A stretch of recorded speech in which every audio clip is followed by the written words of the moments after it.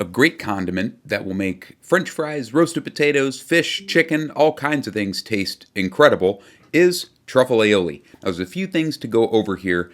First of all, and the most important, is truffle oil versus fresh truffle. So, the most important thing to know is that you do not have to have any fresh truffles to make this and make it good. You can just use high quality truffle oil, or as you're going to see, truffle oil that you've made yourself. I'm going to show you the hardcore truffle lovers version, and I'll let you decide what type of aioli that you want to make.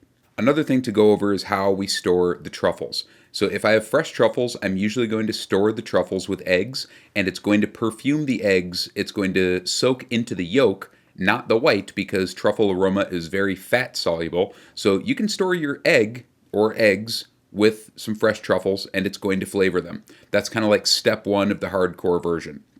Now here I'm using tuber mesentericum, which has almost kind of like a kerosene aroma to it, in like kind of like a good way, like epazote. And what we're going to do is just chop the truffles up, and we're just going to make some homemade truffle oil and leave that overnight before we make the aioli.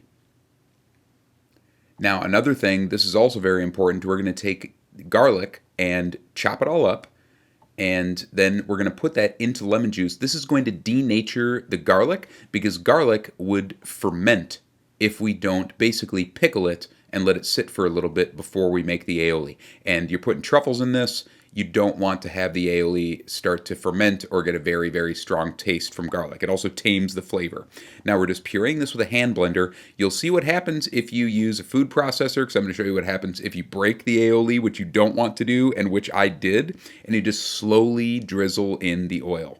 Okay, now if you just have commercial truffle oil, you can add a little bit of truffle oil at the end, about a teaspoon for this whole recipe, or you can just mix it with the oil. Either way, it's going to be fine because commercial truffle oil is insanely strong.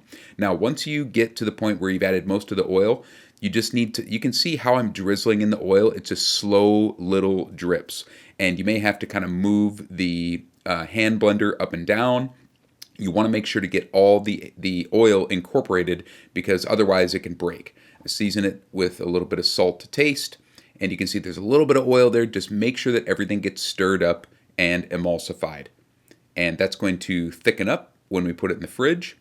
That is kind of what it's going to look like. Just nice truffly mayonnaise. Okay, so if you make homemade mayonnaise, I've been making homemade mayonnaise for so many years. Over 20 years. And I still break it sometimes. The key here is that if you use a food processor, you can do it, but you need to use a small one. So I was using a regular food processor here. What happens if you break the aioli? You can just make the aioli again. So I'm going to add a glob of mayonnaise, and that's going to help the aioli come back together along with an extra egg. And we will just spin this back up. Now, I didn't add any garlic to this version that I broke. I was going to grate some in, get everything spun up, and then you're going to slowly start drizzling in the oil, or the broken aioli here. So here I have the broken aioli. I'm going to slow it down a little bit. You can see it's kind of like a slurry.